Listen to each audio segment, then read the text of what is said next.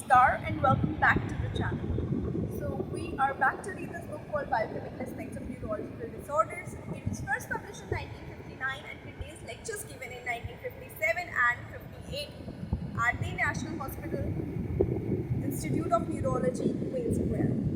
So in the last video, we began with a chapter called The Biochemistry of Coma, which has been authored by Mr. N.F. McLagan. And जो इस video का topic है जो author ने cover किया है इस chapter में, इट इज़ डायबिटिक कोमा। और इसमें जो इन्फॉर्मेशन है वो 50s 40s और उससे पहले वाले एरा की है, क्योंकि ये लेक्चर्स ही 57 58 के और फर्स्ट पब्लिश किए 1959 में। So let's begin with diabetic coma and how it was understood in that era. तो उस वक्त जानकारी ये अवेलेबल थी कि जो डायबिटिक कोमा होता है वो particularly accumulation of certain substances की वजह से होता है। वो सब्सटेंसेस कौन से हैं?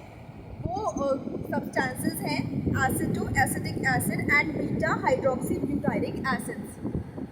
ये ग्रेजुअली अक्यूमुलेट होते हैं और इनका अक्यूमुलेशन अराइज होता है as a part of a process called ketosis.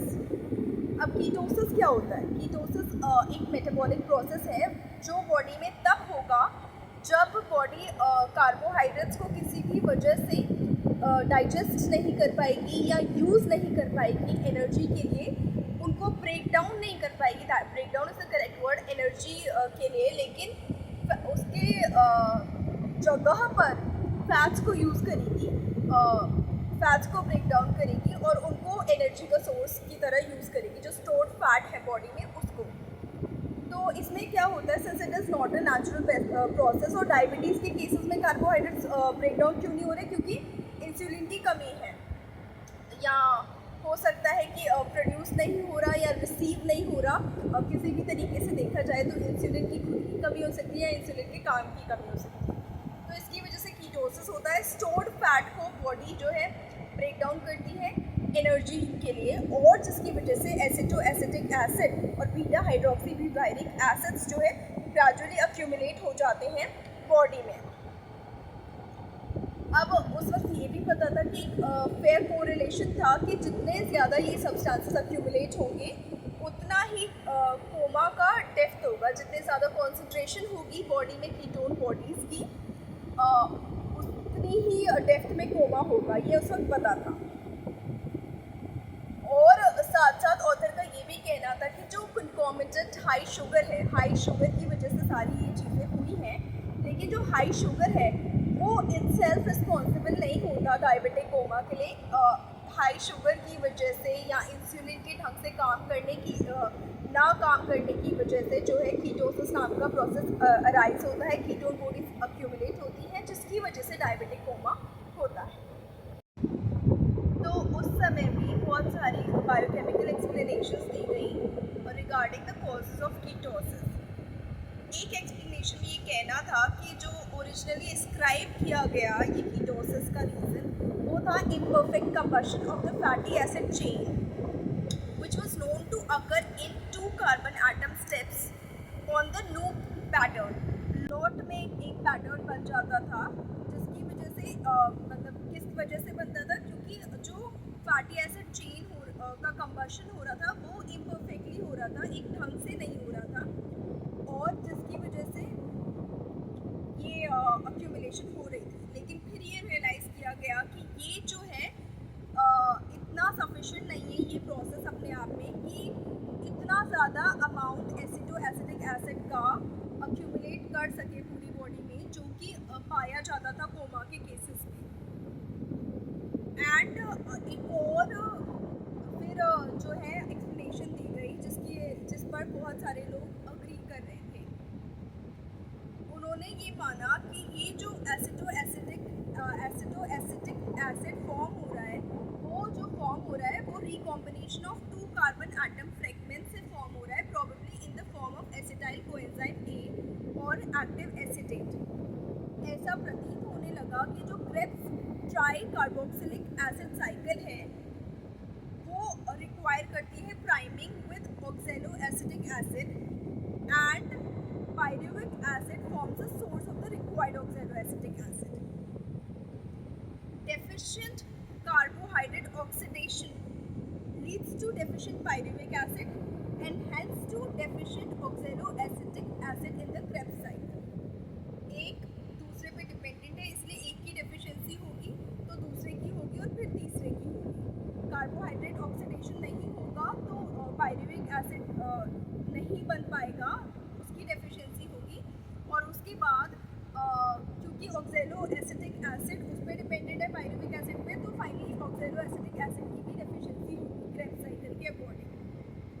तो जो एसिटेट एस्केप कर जाता था ऑक्सीडेशन से, वो रिकम्बाइन करता था अपने आप से एंड फॉर्म करने लगता था एसिटोएसिटेट। उस समय में एग्जैक्ट वे या जो तरीके से एसिटोएसिटेट इंटरफेयर कर रहा था सेरिब्रल मेटाबॉलिज्म में, उस वक्त में ये नहीं पता था कि वो प्रोसेस क्या है या वो वे क्या है। लेकिन उस वक्त में ये देखा गया था कि impairment of oxygen consumption in the brain होता था और वो डेमोन्स्ट्रेट भी किया गया था काफ़ी पेशेंट्स में। तो ऑथर ने और भी चेंजेस बताए हैं इसमें जो डायबिटिक कोमा में स्पेसिफिकली पाए गए, और वो है severe acidosis with reduction of plasma bicarbonate to 10 milli equivalent per liter or less। Normal range जो है 22 to 29 milli equivalent per litre मानी जाती है अभी प्लाज्मा बाइकार्बोनेट की, तो वो और भी ज़्यादा रिड्यूस हो जाती थी। और ग्रॉस लाइपीमिया यानी ब्लड में जो है इमल्सिफाइड फैट अक्यूमुलेट हो जाते थे। Some loss of sodium, hemo concentration and some degree of uremia. Hemo concentration का मतलब है कि ब्लड में आरबीसीज बढ़ जाते थे, और यूरेनिया मतलब ब्लड में यूरिया प्रेजेंट होता था क्योंकि किडनीज ढंग से काम नहीं कर रही है, कीटोसिस हो रहा है, कीटोएसिडोसिस हो रहा है, तो डेफिनेटली किडनीज ढंग से काम नहीं कर रही हैं। डायबिटीज़ तो एक रीज़न है भी, लेकिन और भी फैक्टर्स हैं। तो मेटाबॉलिक वेस्ट प्रोडक्ट्स जो है ब्लड में ही अक्यूमुलेट हो जाते थे। साथ साथ ये भी देखा गया कि ट्रीटमेंट के दौरान सीरम पोटेशियम इनिशियली नॉर्मल या हाई हो सकता है, लेकिन ट्रीटमेंट के दौरान वो अचानक से ड्रॉप हो सकता है to a dangerously low level when the potassium returns to the depleted cells from the serum. Serum से वो वापस डिप्लीटेड सेल्स में जाता है और अचानक से बहुत ज़्यादा ड्रॉप हो जाता है सीरम लेवल में उसके। Low serum potassium is an important cause of cardiac irregularities and if untreated may contribute to a fatal outcome। तो हमेशा जो करेक्शन करते हैं उसके साथ पोटेशियम का बहुत ज़्यादा ध्यान रखा जाता है। आज में भी जब इलेक्ट्रोलाइट करेक्शन होता है, भले से पोटेशियम एक नॉर्मल लेवल पे हो, लेकिन उसका जो कॉन्सिक्वेंसेस है आगे कुछ किसी और चीज़ के ट्रीटमेंट के, उसका असर पोटेशियम पे क्या पड़ेगा ये देखा जाता है, और पोटेशियम रिप्लेसमेंट भी किया जाता है जहाँ ज़रूरी होता है। ऑथर ने इस चैप्टर में डिफरेंशियल डायग्नोसिस भी लिस्ट किए गए हैं जो उस वक्त कंसिडर किए जाते थे डायबिटिक कोमा के लिए। Chemical intoxication is one of them, first differential diagnosis for diabetic coma. उसके साथ साथ जो सेकेंड है वो है हाइपोग्लाइसेमिक कोमा, एंड कभी कभी डायबिटिक कोमा को कंफ्यूज कर दिया जाता था coma due to salicylate poisoning से। जो हाइपोग्लाइसीमिया के साथ जो डिस्टिंक्शन होता है डायबिटिक कोमा का, वो लेबोरेटरी टेस्ट पे डिपेंड करता है, ब्लड शुगर की फाइंडिंग्स पे डिपेंड करता है, लेकिन उस वक्त शायद इतनी अवेलेबिलिटी नहीं होती होगी उतनी फ्रीक्वेंटली, तो समय लग जाता था डिफ्रेंशिएट करने में। और ऑथर ने साथ में ये भी कहा है कि एब्सोल्यूट रिलायंस जो है यूरिन टेस्ट पे भी नहीं रहना चाहिए, क्योंकि बहुत ही ज़्यादा रैपिड ट्रांजिशन हो सकता है डायबिटिक कोमा का टू हाइपोग्लाइसेमिक स्टेज और hypoglycaemic coma.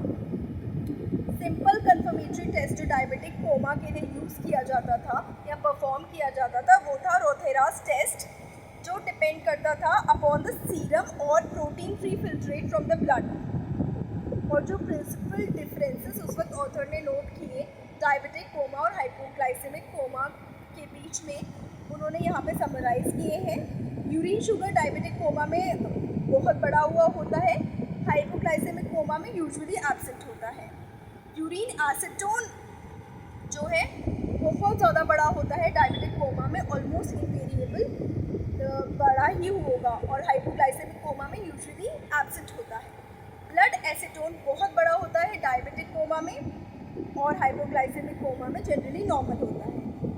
Blood sugar diabetic coma में ओवर 250 मिलीग्राम पर परसेंट पाया जाता था और हाइपोग्लाइसेमिक कोमा में बिलो 50 मिलीग्राम परसेंट पाया जाता था। अल्कलाई रिवर्स जो है डायबिटिक कोमा में बिलो 20 वॉल्यूम्स होता है।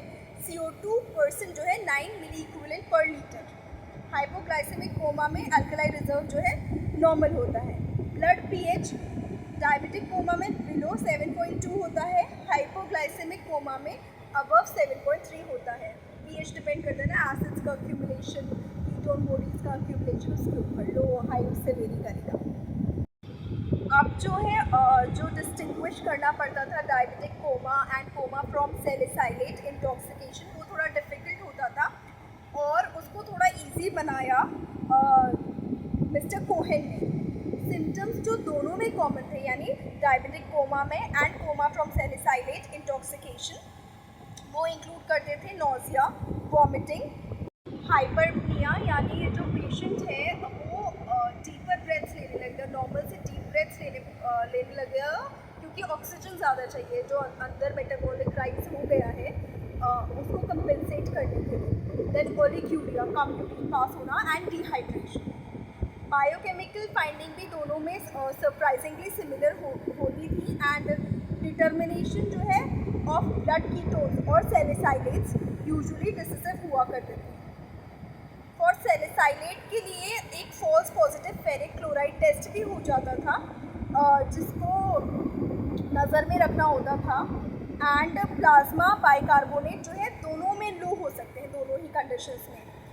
जो डिटरमाइन एक और चीज़ करती थी वो ब्लड pH अगर अवेलेबल होता था तो वो यूज़फुल बन जाता था, क्योंकि ब्लड pH जो है नॉर्मल होता है उस कोमा में जो सैलिसाइलेट इंटॉक्सिकेशन की वजह से हो रहा है, एंड बहुत ज़्यादा रिड्यूस्ड होता है उस कोमा में जो डायबिटिक एसिडोसिस की वजह से हो रहा है, यानी डायबिटिक कोमा में रिड्यूस होता है।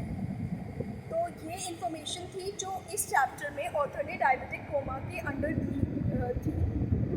नेक्स्ट ऑथर ने डिस्क्राइब किया हुआ है uremia, that we will cover in the next video.